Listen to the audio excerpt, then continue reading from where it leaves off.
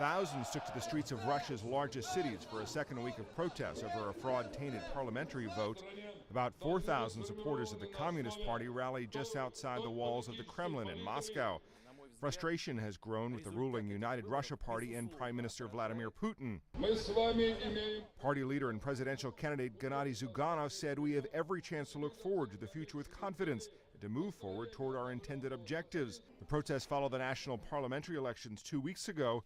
United Russia lost a significant share of its seats in the State Duma, though it retained a narrow majority. This man says he thinks it's criminal to keep silent, adding that United Russia hasn't accomplished anything in 20 years. Another 4,000 people rallied in St. Petersburg Central Square. This man says we are against the elections and the fraud that took place. He says the parliament does not in any way represent the people. Sunday's demonstrations were small compared to the nationwide rallies held in at least 60 Russian cities last weekend. Matt Friedman, Associated Press.